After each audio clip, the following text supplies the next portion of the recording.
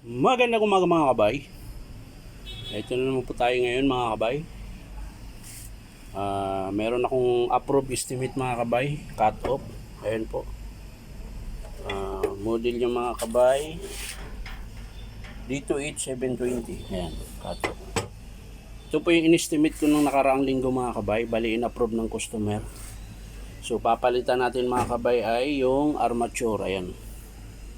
Ni-rewind na po ito mga kabay. Tapos nasira yung commutator. Ayan o. Bumigay uli. Ayan.